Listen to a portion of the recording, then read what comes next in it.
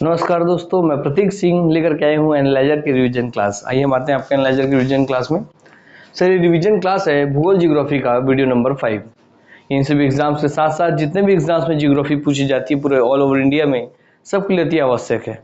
और मेरे को लगता है ये शायद पहला ही सीरीज होगा जिसमें हम जिस मुहिम को चलाना ये चाहते हैं कि शुरुआती टॉपिक से लेकर के एकदम अंतिम टॉपिक तक हर एक विषय के ऑब्जेक्टिव फॉर्म में पूरा टॉपिक खत्म करा दिया जाए। इस तरीके से बोलते समय कंटिन्यूटी किन्हों की किसी की भी बनी नहीं रहती है। इसके पीछे बच्चों का हाथ है, क्योंकि बच्चे अपना इंटरेस्ट जो है धीरे धीरे कम कर लेते हैं, और जो बच्चे इंटरेस्ट बना के रख लेते हैं लास्ट तक उन्हीं को पद मिलता है, और उनकी संख्या बहुत कम होती है, इसलिए पद भी बहुत कम निकलते हैं दोस्तों, है ना। मगर आप कोशिश कीजिए कि आप शुरू से लेकर लास्ट तक जुड़े रहें और अपने नॉलेज को और बढ़ाएं। तो भूगोल जियोग्राफी का वीडियो नंबर 5 है दोस्तों। टॉपिक है अक्षांशीय विस्तार पार्ट 2। सोमवार से शनिवार दोपहर 1 बजे हमारे यूट्यूब चैनल पर बिल्कुल फ्री आपको ये उपलब्ध होती है ना। हाँ सर, आइए। टोटल 10 क्वेश्चन मैं आपको कराऊंगा। टोटल 10 क्वेश्चन में 10 कराऊंगा आपको। उस 10 में से आपको सबका आंसर देना है, 1 का ए, 2 का बी, 3 का सी। क्या प्रोसेस है आपको पहले ही पता है कि आप क्वेश्चन देखिए, ऑप्शन देखिए, वीडियो पॉज कीजिए, कमेंट में जाके अपना आंसर लिखिए, वीडियो प्ले करके आंसर मैच कीजिए। इस प्रोसेस को आप 10 क्वेश्चन में दोहराएंगे तो जहां जो गलती आपकी होगी वो ऑटोमेटिक आपको अच्छे से याद हो जाएगा, क्योंकि जो आप जिसका आंसर आप गलत टाइप किए हैं जब उसका सही आंसर आपको पता चलेगा तो लंबे समय तक याद रहता है ना। ये हमारा ब्रेन का काम करने का तरीका है, इसलिए इस प्रोसेस को आप दोहराएं। फिर लास्ट में हम बताएंगे कि आपने 10 में से कितने सही किए। तो उसके आधार पर हम ये देखेंगे कि भैया 10 में से अगर बच्चों को बहुत कम सही हो रहा है, केवल 1 सही हो रहा है, केवल 2 सही हो रहा है, या 0 सही हो रहा है, अर्थात बच्चों का आधार या कॉन्सेप्ट जो है वो बहुत वीक है, तो हम उनके आधार कॉन्सेप्ट को बनाने के लिए हम पूरा थ्योरी क्लास प्लान कर देंगे, जिससे हम बच्चों को पूरा कॉन्सेप्ट समझाएं। एक चीज क्लास में ही रटवा दे, समझा दे, एक चीज मतलब पूरा कॉन्सेप्ट क्लियर कर दे, ताकि बच्चों को कभी भी रटना ना पड़े, बच्चों को कभी मजबूर ना होना पड़े इस टॉपिक को समझने के लिए। ठीक, हाँ, मगर तब होगा जब आप कमेंट करेंगे, इसलिए कमेंट जरूर कीजिए। ठीक है, आइए। और इसके बाद आपको क्या देखना है, 10 में से आपका 7 स्कोर हो रहा है तो आप सही दिशा में है दोस्तों। अपनी तैयारी को ऐसे ही बनाए रखिए। मगर 7 से 1 भी नंबर कम हो रहा है तो आपको और अधिक मेहनत की आवश्यकता है, तभी आप किसी पोस्ट के लायक हो पाएंगे। अन्यथा सिर्फ एग्जाम में बैठने से कोई अधिकारी नहीं बनता है ना। हाँ सर, चलिए सीधा हम क्वेश्चन पे आते हैं। ज़्यादा टाइम लेंगे नहीं भैया, आपको पता है क्योंकि रिविजन क्लास है तो इसमें हमारा कम टाइम में आपको ज़्यादा क्वेश्चन कराना हमारा उद्देश्य है। आइए आते हैं। चलिए आ गया हमारा टॉपिक, विषुवत रेखा पर देशांतर रेखाओं के बीच अधिकतम दूरी कितनी होती है। बताइए अधिकतम दूरी कितनी होती है।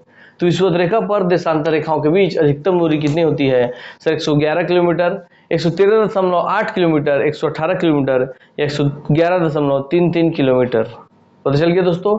विषुवत रेखा पर देशांतर रेखाओं के बीच अधिकतम दूरी कितनी होती है। तो अधिकतम दूरी आपकी होती है दोस्तों 111.33 किलोमीटर। ठीक, हाँ सर। कल आप 111 करके पढ़े हुए थे और उसका एग्जैक्ट डाटा आपके 111.33 है। अगर 111.33 नहीं दिया होता तो हम 111 के साथ जाते। ठीक, हाँ सर। कहने का मतलब ये क्या पूछ रहा है सर, आइए थोड़ा समझा भी दो आपको क्या पूछना चाह रहे हैं। ये बोल रहे हैं भाई ये पृथ्वी हो गया, आपको पृथ्वी, हाँ सर पृथ्वी हो गया, बीच से इसको काटना है विषुवत रेखा, ये आपका अक्षांशीय रेखा है। हाँ सर, तो विषुवत रेखा और ये पूर्ण देखिए, विषुवत रेखा पर देशांतर रेखाओं के बीच अधिकतम दूरी कितनी होती है। तो यहाँ पे आपका पता था आपको, सर जैसे आड़ी आड़ी रेखाएं खींची जाएंगी। हाँ सर, ये अक्षांशीय रेखाएं हैं, तो यहाँ से यहाँ की जो दूरी है तो ये 111 किलोमीटर हो गया, 111 किलोमीटर। ये तो ये पहला क्वेश्चन था जो आप पीछे पढ़ते 111 किलोमीटर वाला। ठीक, अक्षांशीय रेखाओं के बीच की दूरी। और ये इस पृथ्वी में दूसरा हिस्सा लेते हैं, ये आपको पृथ्वी हो गया। हाँ सर, आइए थोड़ा समझाई दूँ। ये पृथ्वी हो गया सर, यही विषुवत रेखा इसके बीचों बीच से काट रही, इसको विषुवत रेखा काट ली। अभी बोली कि विषुवत रेखा पर जो देशांतरीय रेखा है, क्या बोल रहा है, विषुवत रेखा पर देशांतर रेखाओं के बीच। तो ये जो विषुवत रेखा पर देशांतर रेखाओं के बीच अधिकतम दूरी कितनी हो सकती है। तो अधिकतम दूरी, ये जो अधिकतम दूरी यहीं पे होगी विषुवत रेखा पर ही, ये होगी आपके 111.33 किलोमीटर। तो इसमें ऐसा डिस्टेंस जो था वो 111 किलोमीटर था, और जो ऐसा डिस्टेंस विषुवत रेखा पर ये अक्षांशीय रेखाओं के बीच की दूरी है, और आपके देशांतर रेखाओं के बीच विषुवत रेखा पर अधिकतम दूरी है। क्योंकि आप देख रहे हैं सर इसका आकार ऐसा है, अर्थात यहाँ पे कम दूरी होगी, उससे अधिक दूरी यहाँ, उससे अधिक दूरी यहाँ, उससे अधिक दूरी यहाँ, उससे अधिक दूरी यहाँ, और सर्वाधिक दूरी आपके विषुवत रेखा पर मिलेगी। तो सर्वाधिक दूरी विषुवत रेखा पर 111.33 किलोमीटर होगी। ये देशांतर रेखा वही है जो 360 पूरा ऐसे 360 डिग्री में हर एक डिग्री पे ऐसी लंबी खड़ी रेखाएं होती हैं, जो पूरी ग्लोब को चारों ओर से 360 डिग्री में बांटती हैं। ठीक, आप समझ गए कि 111 किलोमीटर कहाँ लेना, अक्षांश रेखाओं के बीच। और विषुवत रेखा को अगर देशांतर रेखाओं के बीच अधिकतम दूरी पूछे तो विषुवत रेखा पर ही होता है। आपको दिख रहा है कि हाँ सर वही पे सबसे ज्यादा चौड़ा हो रहा है, तो वो होता है 111.33 किलोमीटर।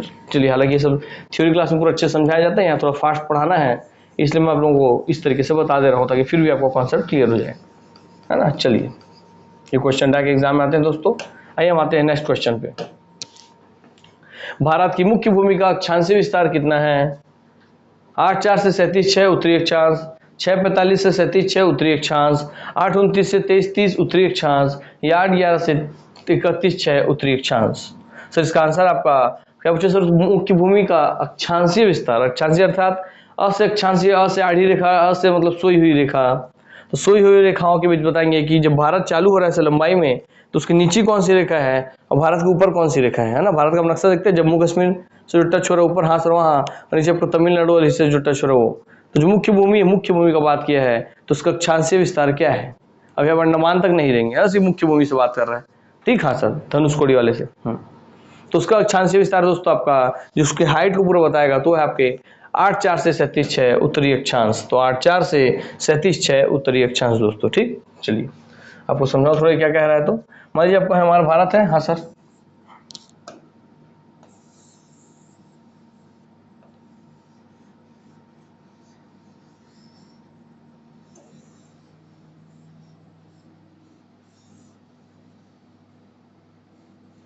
ठीक।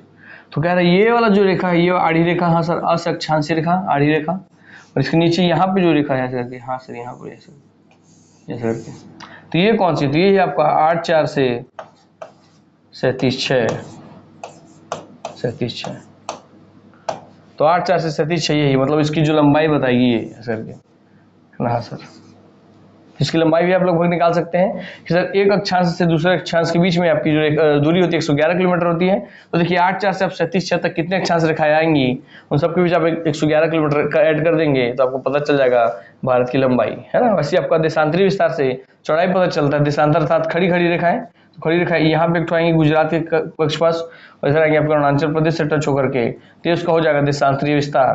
तो 8,4 से 37,6 है, आपको 68,7 से 97,25 होता है। कितना? 68,7 से 97,25। हाँ सर, तो अक्षांशीय विस्तार है 8,4 से 37,6, देशांतरीय विस्तार है आपका 68,7 से 97,25। ठीक, हाँ सर।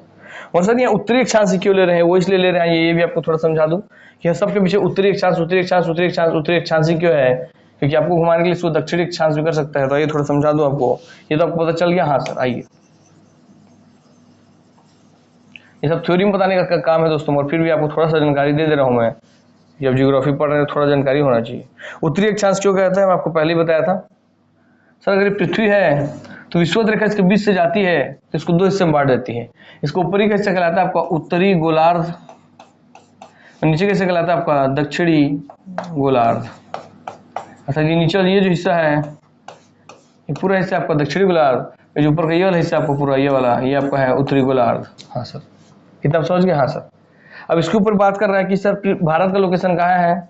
सर भारत का लोकेशन आपका देखिए, और यहाँ पे आपको मान लीजिए ये आपको जा रहा है, मान लीजिए ग्रीनविच मीन टाइम रेखा। ठीक, हाँ सर। भारत का लोकेशन दोस्तों आपका ना ये 0 डिग्री हमारी, विषुवत रेखा को 0 डिग्री बोलते हैं। हाँ सर, और देखिए 8,4 पे है तो 0 से 8 डिग्री ऊपर होगा, 1 2 3 4 5 6 7। तो भारत का लोकेशन यहाँ पे है, जो शुरुआत होता है तमिलनाडु। हाँ सर, तमिलनाडु, गुजरात का अवशेष करके, करके। तो ये 8,4 से है भारत की स्थिति यहाँ पर अक्षांशीय रेखाओं में। ठीक, और इधर आपका 8,4 से 37,6। हाँ सर, 8,4 से 37,6, ये आपका 8,4 हो गया। हाँ सर, ये आपको हो गया 37,6। हाँ सर। और दोस्तों ये आपको देखिए विषुवत रेखा के पूरे उत्तर में, इसीलिए इसके आपके पीछे लगेगा उत्तरी उत्तरी, और क्योंकि ये अक्षांश रेखा इसलिए लग रहा है आपका अक्षांश अक्षांश, इसलिए सबके पीछे लगा आपको उत्तरी अक्षांश उत्तरी अक्षांश उत्तरी अक्षांश उत्तरी अक्षांश, क्योंकि विषुवत रेखा के उत्तर में है, उत्तरी गोलार्ध में है। उत्तरी गोलार्ध में जितनी भी आपकी रेखाएं हैं वो सब आपकी उत्तरी अक्षांशीय रेखाएं कहलाएंगी। दक्षिणी गोलार्ध में जितनी भी अक्षांशीय रेखाएं हैं सब आपकी दक्षिणी अक्षांशीय रेखाएं कहलाएंगी। ठीक, हाँ सर। अब देखिए ये आपके इस रेखा की ईस्ट में है कि वेस्ट में है, तो आपको दिशा देखना बताऊं मैं। सर ये हमारा होता है ईस्ट, ये हमारा वेस्ट, ये नॉर्थ, ये साउथ। ये पूर्व, ये पश्चिम, ये उत्तर, ये दक्षिण। तो ये रेखा मान, ये रेखा इसके इधर जाएंगे तो आप पूर्व कहलाएगा, तो शीर्ष रेखा के आप इधर जा रहे हैं तो पूर्व कहलाएगा, इसलिए इसका देशांतरी विस्तार हमेशा पूर्व होगा। 8 4 से 37 6, यह होगा आपका 68 7 से 97 25। हाँ सर, 68 7 से ये आपका 97 25। ठीक है, हाँ सर। और ये क्या होगा, सिर्फ सिर्फ आपका सर पूर्वी देशांतर होगा, क्योंकि देखिए इसके पूर्व में है तो केवल इसके पीछे लगेगा पूर्वी पूर्वी, और क्योंकि क्या रेखा ये देशांतर है तो देशांतर। तो भारत का विस्तार आपको केवल उत्तर पूर्व में है, क्योंकि यहाँ पे जो भी लोकेशन होता है उसको हम बोलते हैं उत्तर पूर्व, अर्थात भारत आपके उत्तर पूर्व वाले डोम में आता है। ठीक, हाँ सर। तब पूरा कॉन्सेप्ट यहाँ क्लियर हो गया होगा, जो समझने लायक बात होती है। हालांकि सब थ्योरी में पढ़ाया जाता है, यहाँ बताने के लिए नहीं है सब दोस्तों, मगर क्लास अनावश्यक रूप से लंबी हो जाएगी। थ्योरी से आपका रिविजन की जगह ये थ्योरी क्लास बन जाएगा, मगर क्या करूँ, आदत से मजबूर हो, समझाने का आदत है, हर चीज़ रटवाना मुझे आदत नहीं है और इसलिए थोड़ा दिक्कत हो जाता है। आइए, क्लास आपको थोड़ा लंबा हुआ होगा, उसके लिए क्षमा चाहता हूँ, बता बिना नहीं रोक पाता इसलिए बता देता हूँ। उष्णकटिबंधीय, हाँ ऐसा जो भी कॉन्सेप्ट सीखना है दोस्तों आप थ्योरी क्लास में ले लीजिए, थ्योरी क्लास में देखिए, यहाँ कोशिश करूंगा आपकी मैं ना बताऊँ, है ना। चलिए आइए, उष्णकटिबंधीय क्षेत्र का विस्तार, क्योंकि इसका मेन मोटो है रिविजन कराना, तो रिविजन ही नहीं हो पाएगा सर, बहुत टाइम लग जाएगा, तो फिर रिविजन क्लास का नाम रिविजन क्लास रखने का मतलब नहीं रहेगा, है ना। हाँ, तो उष्णकटिबंधीय क्षेत्र का विस्तार कितने डिग्री उत्तरी एवं दक्षिणी अक्षांशों के मध्य है। उष्णकटिबंधीय क्षेत्र का विस्तार, उष्णकटिबंधीय क्षेत्र क्या होते हैं, आपको विषुवत रेखा से कुछ डिग्री ऊपर और नीचे ऐसा करके कहा जाता है, तो उसका सर आपका बोल रहा है कितने डिग्री उत्तरी एवं दक्षिणी अक्षांशों के मध्य है, तो आंसर सर आपका 23-30 अर्थात 23.5 डिग्री के बीच है। कहने का मतलब क्या कहना चाह रहा है, फिर नहीं रहने दीजिए, चलिए आंसर याद रख लीजिए, या चलिए बता ही देता हूँ थोड़ा सा। ये कहना चाह रहा है कि अगर पृथ्वी है, अगर पृथ्वी है और ये विषुवत रेखा है, तो उष्णकटिबंधीय क्षेत्र किसे कहते हैं, इस विषुवत रेखा से 0 डिग्री विषुवत रेखा से 23.5 डिग्री ऊपर और इससे 23.5 डिग्री नीचे, तो ये जो पूरा क्षेत्र बन गया, इसके अंदर जो भी देश आए, जो भी चीज आए, जो भी महाद्वीप आए, देश आए, सब आए, उन सब की जलवायु ये उन सब का प्रदेश होगा आपका उष्णकटिबंधीय, उष्णकटिबंधीय। हाँ सर, ठीक। और ये कहाँ तक, 23 डिग्री 23-30 तक नीचे और आपका 23-30 तक ऊपर। हाँ, तो 0 से 23 डिग्री ऊपर आप जाएंगे तब भी, 0 से 23 डिग्री नीचे जाएंगे तब भी, अर्थात इस बीच में जितना रीजन आएगा वो पूरा आपका उष्णकटिबंधीय क्षेत्र कहलाएगा। तो इसलिए कह रहा है कि कितने डिग्री तक, तो 23 डिग्री 30 मिनट तक। ठीक, हाँ सर, चलिए समझ गए होंगे आप। चलिए, तो इसे आपका उष्णकटिबंधीय क्षेत्र कहते हैं। अब इसे उष्णकटिबंधीय क्यों कहते हैं दोस्तों, ये सब हम थ्योरी क्लास में बताते हैं कि इसी डिग्री को उष्णकटिबंधीय क्यों कहते हैं, थोड़ा सा बता दूं। क्योंकि इसे इसलिए कहते हैं क्योंकि सर्वाधिक सूर्य का प्रकाश इसी 23 डिग्री उत्तरी और 23 डिग्री दक्षिणी के बीच में पूरा पड़ता है। तो सूर्य का प्रकाश डायरेक्टली सर्वाधिक जिस स्थान पर प्राप्त होता है उसी स्थान को उष्णकटिबंधीय क्षेत्र कहा जाता है। ठीक, चलिए ये बता दिया आपको भैया। आइए आते हैं हमारे नेक्स्ट क्वेश्चन पर। बाकी तो थ्योरी में आपको अच्छे से बताया जाएगा एक एक चीज। सिक्किम में रटना कुछ नहीं पड़ता यार, सब एक एक चीज आंख के सामने दिखेगा आपको एक एक चीज। सिक्किम से गुजरने वाला अक्षांश निम्नलिखित में से किस एक से भी होकर गुजरता है। आंसर आपका राजस्थान से, हिमाचल प्रदेश से, पंजाब से, जम्मू कश्मीर से। तो सिक्किम से गुजरने वाला अक्षांश किस जगह से गुजरता है, तो आपका है वो सर राजस्थान से भी होकर गुजरता है। ठीक, चलिए नेक्स्ट क्वेश्चन। जिस जिले से 70 डिग्री पूर्वी देशांतर रेखा गुजरती है वह है जोधपुर, धौलपुर, जैसलमेर, नागौर। वह है आपका दोस्तों जैसलमेर। ठीक, हाँ सर। नेक्स्ट क्वेश्चन, कर्क रेखा कितने डिग्री पर बनता है। 37 डिग्री पर, 31 डिग्री 6 मिनट पे, 8 डिग्री 29 मिनट पे, या 45 डिग्री 30 मिनट पे। आंसर सर आपका 23.5 डिग्री पे, अर्थात विषुवत रेखा के ऊपर और नीचे, ऊपर जो काटते हो कर्क रेखा, नीचे जो है मकर रेखा, और कर्क रेखा और मकर रेखा के बीच में ही पूरा आपका उष्णकटिबंधीय क्षेत्र होता है। हाँ सर, चलिए तो उसी को पूछ रहा है ये। तो 23.5 डिग्री आप पीछे भी देखे थे, उसी को ही हम पूछा कर्क रेखा कहते हैं। जो उत्तर में उसे कर्क रेखा कहेंगे, और जो दक्षिणी गोलार्ध में थी नीचे आप उसे कहते हैं मकर रेखा। ठीक, हाँ सर। कर्क रेखा भारत के कुल कितने राज्यों से होकर गुजरती है। 7 राज्यों से, 8 राज्यों से, 9 राज्यों से, 6 राज्यों से। आंसर दोस्तों इसका 8 राज्यों से, क्योंकि सर आपको पता है भारत का विस्तार 8 4 से 37 6 है, और 8 4 से 37 6 के बीच में ही 23.5 डिग्री आएगा, है ना। 8 के बाद ही आएगा ना, 8 9 10 11 12 13 14 15 16 17 18 19 20 21 22 23, हाँ सर। तो 8 4 से 37 6 है, तो 37 और 8 के बीच में 23 आता है, तो 23 डिग्री 30 मिनट आपके भारत के बीच से ही कहीं गुजरेगा, तो गुजरता है लगभग आपके भारत के बीच से, और काटते हुए जाता है आपके लगभग 8 राज्यों को। ठीक, चलिए वो 8 राज्य कौन से, धीरे धीरे आपको सब पता भी चल जाएगा। इनमें से किस राज्य से होकर कर्क रेखा नहीं गुजरती है, अर्थात जिससे नहीं गुजरती है उसके अलावा जो बचेंगे मतलब उन सब जगह से गुजरती है। बोला था ना, नाम पता चल जाएगा 8वां राज्य का, देखते चलिए। आंसर आपका मेघालय से नहीं गुजरती है, अर्थात छत्तीसगढ़, पश्चिम बंगाल और त्रिपुरा से गुजरती है। ये बता दो, मेघालय से ना गुजर के मिजोरम से गुजरती है, 4 का यही नाम पता चल गया। छत्तीसगढ़, पश्चिम बंगाल, त्रिपुरा, मिजोरम, 4 नाम पता चल गया 8 में से। हाँ सर, ठीक।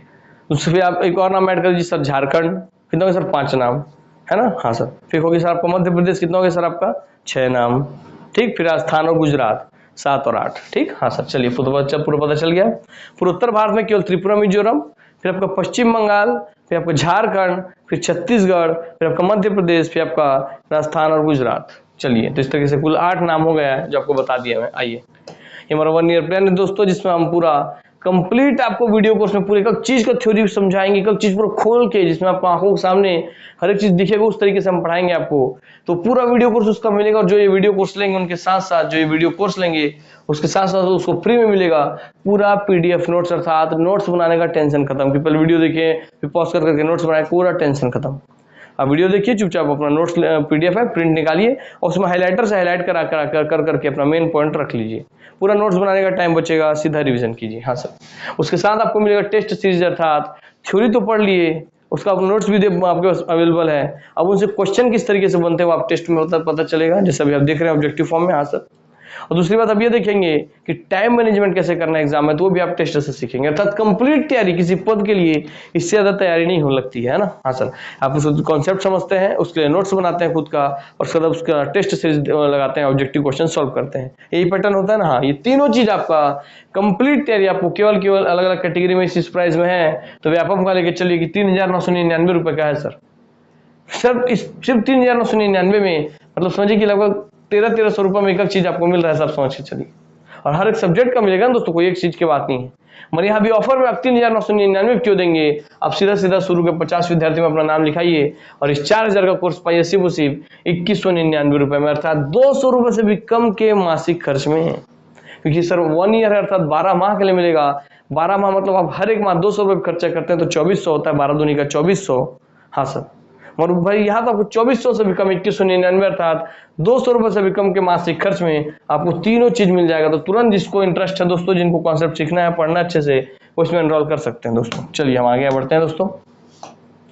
इंस्टॉलमेंट की फैसिलिटी है, जिनको पैसे की दिक्कत है उनके पास इंस्टॉलमेंट की फैसिलिटी उनके लिए है। केवल 999 रुपए से रजिस्ट्रेशन करा के वो हमारे साथ अपनी पढ़ाई की शुरुआत कर सकते हैं, है ना। हाँ सर, और जो हमारे पुराने स्टूडेंट हैं उनके लिए तो बहुत फायदा है भैया। जो भी हमारे पुराने विद्यार्थी बनते हैं हम उनको कभी नहीं भूलते हैं, उसका प्रमाण ये है कि जो भी हमसे इसमें से कोई भी कोर्स हमसे लिए हुए हैं वीडियो का, उनके लिए पूरा 1 ईयर प्लान जो है, जो 4,000 का था, 2199 का था, वो 4,000 का कोर्स है, वो सिर्फ और सिर्फ 999 रुपए में उनको दिया जाएगा। क्योंकि उनसे हम पहले किसी भी कोर्स का पैसा लिए हैं, तो फिर से हम किसी नए कोर्स का पूरा पैसा ले, ये उचित नहीं है। तो हम सबके लिए सोच के चलते हैं दोस्तों। आइए, कोई और जानकारी चाहिए तो स्क्रीन में आपको दिया हुआ है, फिर कोई जानकारी चाहिए होगी तो इस नंबर पे व्हाट्सअप कर लेंगे। सीधा हम क्वेश्चन पे आते हैं। आइए, सूर्य उत्तरायण स्थिति के सर्वोच्च बिंदु पर कब होता है? 8 जुलाई, 5 जून, 21 जून, 30 अप्रैल। यही क्वेश्चन सेम अभी पटवारी एग्जाम में शायद आया हुआ था। हाँ सर, तो सूर्य उत्तरायण स्थिति के सर्वोच्च बिंदु पर कब होता है? आंसर आपका 21 जून को। इस तिथि को याद कर लीजिए। उत्तरायण मतलब हो रहा है विश्व रेखा से पूरे उत्तर में, अधिकतम उत्तर कितने जा पाता है, तो 21 जून की तारीख पे और अधिकतम आपका जा पाता है, ना। हाँ सर, चलिए, तो 21 जून हो गया। तो 21 जून याद रखेंगे। मतलब सूर्य का विश्व रेखा से उत्तर की ओर जाना ही उत्तरायण कहलाता है, सूर्य का विश्व रेखा से दक्षिण की ओर जाना ही आपका दक्षिणायन कहलाता है। जून माह में कर्क रेखा के उत्तर जाने पर दिनों की अवधि बढ़ने लगती है, घटने लगती है, समान होती है, इसमें से कोई नहीं।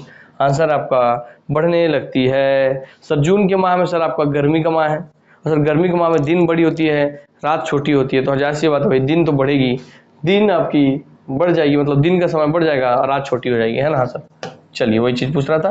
दोस्तों यहाँ पे हमारा सेशन होता है समाप्त। नमस्कार, जय हिंद, जय भारत, जय छत्तीसगढ़, वंदे मातरम। जिनको दोस्तों सेशन बहुत पसंद आ रहा है लाइक कीजिए, अच्छा कमेंट कीजिए और अपना आंसर कमेंट करना मत भूलिए, ताकि हम आपके लिए कॉन्सेप्चुअल क्लास लेकर के आए, वो भी बिल्कुल फ्री। ठीक, हाँ। और जिनको भी ये कोई कोर्स लेना है, जल्दी से तैयारी करनी है, तो जुड़ सकते हैं ईयरली प्लान से। चलिए नमस्कार।